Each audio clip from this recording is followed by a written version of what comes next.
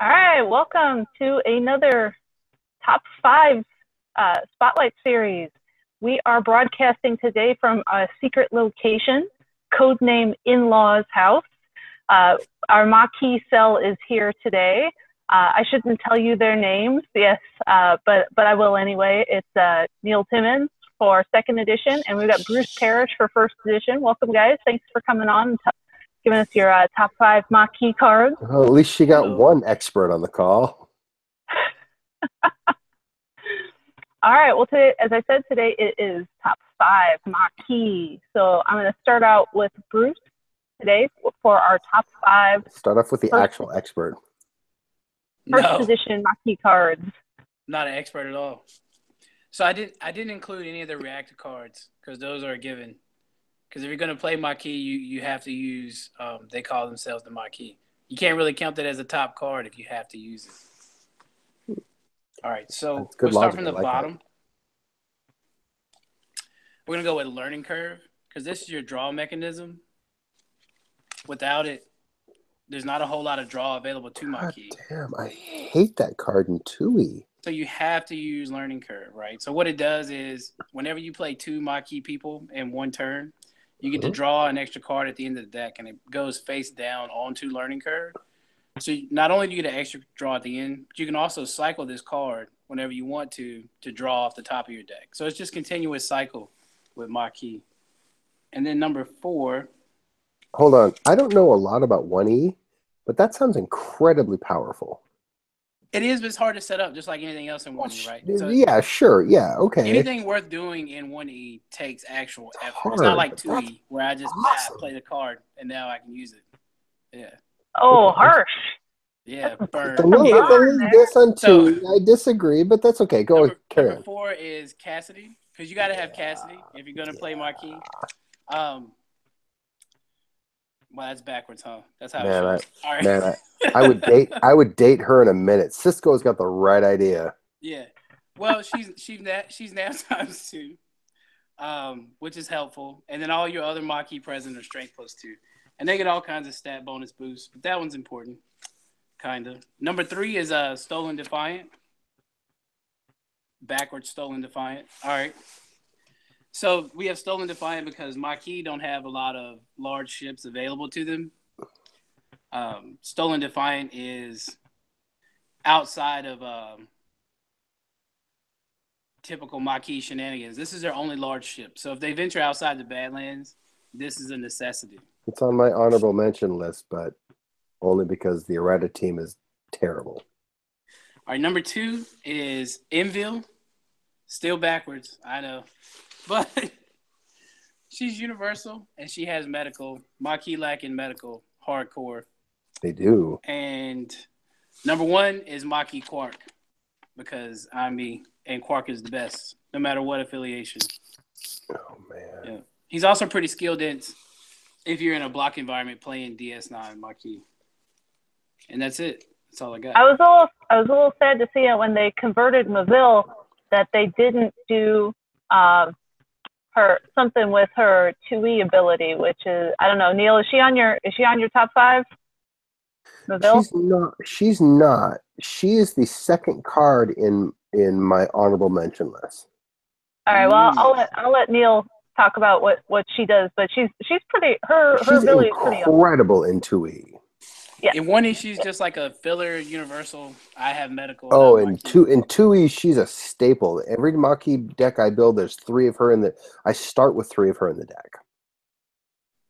All right, so go ahead and put her in your honorable mention then, Neil. Tell us.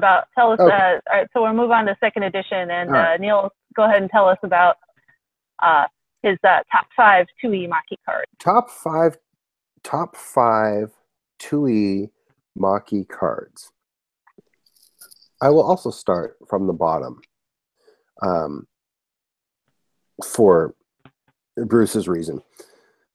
I'm going to say my bottom 5 card is Operational Necessity. Now, this is interesting because I, as a strong player of Maquis for over 11 years, and a person who won Worlds with Maquis, I have never played Operational Necessity. I've looked at this card 100 times, and I can tell you that at the last Texas Masters tournament, had I had one copy of that card in my deck, I would have won the entire tournament. Now, that card is incredibly powerful, and I keep overlooking that card because it costs 5 points, and that's hard. But the benefit that you get for spending 5 points to, again, rob your opponent of his entire hand, and then look through your opponent's entire deck. That's pretty cool. I don't know. And then pick one of those cards and throw it on the ground. I mean, that's incredible, and that cost us 5 points. So the deck that I took to Texas Masters solves for more than 100 points, mostly just because it solves 3 missions, and those 3 missions happen to be worth more than 100 points. But it does that.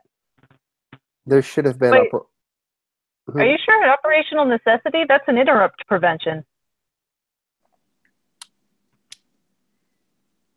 What's the lose 5 points? Put your opponent's hand in your deck. Go through your opponent's deck. Pick a card. Throw it on the ground, and then give your I don't deck know, but operational terrorist terrorist activities.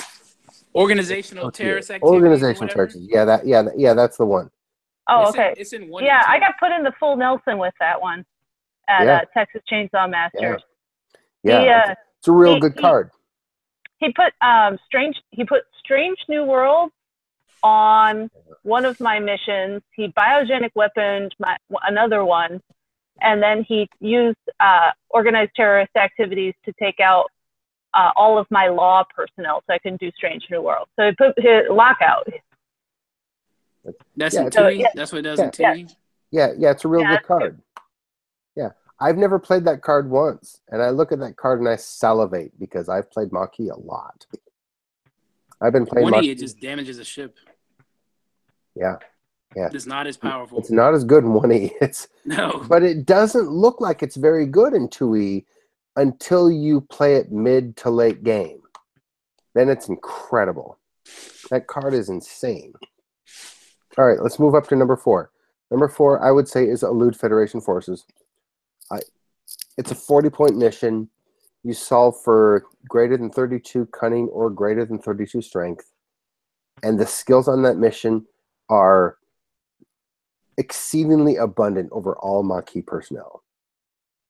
I can solve that mission this way or that way with almost any 6 people. And by any 6, I mean there's a lot of 5s that aren't 6s in cunning and strength in Maquis. So getting to 33 cunning or strength it's hard-ish. I mean, it's easy-ish if you have 6 people. It's not possible if you have 5 people. But any 5 people will probably have either of those mission requirements, either Astrometrics 2 navigation or Engineering 2 programming and treachery. I mean, it's a really, really easy mission for them, and that it gives you 40 points is insane. Speaking of operational terrorist activities, wouldn't it be nice if you had an extra 5 points to play that event? So that mission is number 4. Now, number 3 is Michael Eddington, Loyal Leader. I don't know how he is in 1E, but in 2E, he's a regular guy. He's just a 4.66 guy with a couple of skills. Until you say, I make him big. Now he's a 4.99 guy with a bunch of skills, and most importantly, he gains honor, which Maquis generally don't have. So when someone tosses the random honor dilemma that says, ha ha ha, you don't have any honor, there's nothing you can do about this dilemma. You can be like, yeah, well, I didn't, but I do now. So that's a skill that Maquis generally don't have. It's nice to be able to manufacture it. It's also nice to not be able to have honor in case I don't want to have honor. Michael Eddington, Loyal Leader, is crazy. Now, number 2 on my list is Reed. Hey, Bruce, how is Reed in 1E? To my Reed, man, you have to describe him. Let me look. Well, in 2E, he's a cost 1 personnel with diplomacy. I believe he's just a civilian in 1E. Yeah, probably. Let's see. I don't feel like we're in a hurry, so please take your time and look him up. Yeah. Well, tell us what he does in 2nd edition while Bruce is looking it up. In 2nd edition, he has diplomacy, which is a skill that Maquis almost completely, totally lack. He also has physics. So when you're trying to come up with astrometrics, navigation, and physics in an affiliation that has, let's say, all astrometrics and all navigation, they don't all have astrometrics and they don't all have navigation, but I've never had a problem coming up with astrometrics navigation. I've always had a problem coming up with physics. Reed is the physics. So if you're trying to avoid taking a trip to nowhere, Reed is your clutch guy because he comes through with that physics. Well, and he has exobiology on the other side too, in case you get the and just in case you need you're not going to do it the other way. Maquis don't have honor, and their average honor is 4. So, but but that's not the only dilemma that requires exobiology. Like, when someone says, "Aha, joke's on you! I've been tracking your skills, and you have all the kids, and you don't have exobiology." You're like, "You're right, I don't." Except Reed does. So that guy came out of nowhere. So Go ahead, 2E Bruce. Reed has, what does he have? Diplomacy, exobiology, and physics. Which is a really bizarre. Yeah. It's very bizarre. He's very unlike any of the 2E Maquis people. He has skills that no one else has. He's the exact same in 1E. He just has a civilian classification. Okay. Is that good or bad? I mean, it could be good in decks like the Enterprise E deck that runs some Maquis to fill in skill gaps like civilians because they don't have any. Can he drive? He's useful in that. Can he drive? Because in 2E he can fucking drive too. Oh, not well. He's just a white star. Yeah, he's got a star. But I mean, Defiant needs a star. Not that Defiant's a card that I acknowledge exists anymore, but hey, that was pre-errata team. You were complaining about that before. It says about the errata team. That was a pre-errata team errata. All errata takes responsibility for the errata of Defiant. There's nothing wrong with that card. They only bitched about it because I won with it. But like I told Charlie Plain in 2010, by the way, this is 2017. We're on the cusp of 2018. That when Ben and Neil find a problem with a card that nobody else can exploit, maybe the problem isn't the card. Go ahead and just errata Ben and Neil. It's a better plan. I'm just saying. All right. Moving on. Okay. Moving on. Anyway, moving on. Reed. Reed is number 2. And number 1 should be absolutely no shock to anybody is Amros, Freedom Fighter. Fuck that guy. Oh, you're not wrong. You are not wrong. Okay, what do I need in my deck? I need that stupid ship. I need that goddamn interrupt, and I need that stupid that event. What do I got to do? I got to throw a couple of cards away that Eddington's girlfriend's going to just get back for me anyway. Yep, sounds great. I think the most I've ever downloaded with Emrys Freedom Fighter is 6 cards.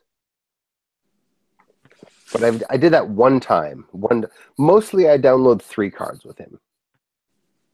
Because the later Maquis stuff I've been playing is all with the new Maquis headquarters, which the new Maquis headquarters invalidates a couple of the events and interrupts. So I can't download them because they're not in the deck. Yep. And the strength of Maquis generally is in the personnel. So when I'm downloading events and interrupts and ships, generally I'm downloading ships and then events, which may or may not be Maquis events. I've spent, last tournament I was in, I think I threw away a Maquis personnel every single game to download Party Atmosphere. Or not part, no, sorry, not part of not Party Atmosphere. Surprise Party. Just to get the extra counter. Because I can download it. I can download it on turn 1. I can play it on turn 1. I can get its benefit on turn 1. Thanks, Amros. You're the man. So, Amros Freedom Fighter is the grease that makes the Maquis deck go. Even in the past, he's always been good. And even moving into the future, if we're going to make more Maquis stuff, we definitely have to pay attention to Amros's ability to download whatever is needed. And as long as Eddington's girlfriend stays in the game, that stuff is never gone. I mean, it can always just go on the bottom of the deck. So, all right. I have a bunch of honorable mention for Maquis. So I'll give you 2. 2. Okay, I have 4. I got a date and a dive bar. I have 4. Number 1 is Thomas Riker. He, for some reason, didn't make the list, but I have used Thomas Riker's range +2 to literally get +6 range in one turn. Because I have 3 ships. I'm flying all ships this turn. All ships are going to have Riker on that ship this turn. But even if you only have 2 ships, that's +4 range per turn. There's an interrupt that does that. Except that this guy's not an interrupt. He just does that. Every turn, he gives both your ships +2. So Thomas Riker didn't make it to the top 5, but he should have. Number 2 on my list is Envil, the Klingon, who is a Klingon who lets me use all-out war, which is pretty awesome. Don't shake your head. You love getting all-out war. Like, how did you do that, Envil? And for the trouble of being able to play all-out war, I'm having flashbacks to Will playing Connor's Kill 'Em All at God Sort 'Em Out deck in the team tournament at Texas. You're not wrong. Well, I'm desperately like, I'm playing Phil's Equinox deck. What am I supposed to do? Yeah. We didn't even talk about why Reed is so terrible. We just talked about his skills being so awesome. Reed's ability to randomly put 2 cards from your hand on top of your deck is incredible. Envil's ability to tell you to either destroy an event or put 2 cards from your hand on top of your deck is incredible because it's automatic. There's nothing you can do about it. Either you destroy your event or cripple yourself, or, and this is the preferred situation that I find myself in, is you don't have a choice. Destroy your event. Because I played Envil. You don't have 2 cards in your hand. I'm sorry for your problem of not keeping 2 cards in your hand. It's not my problem anymore. Destroy your event. Have a nice day.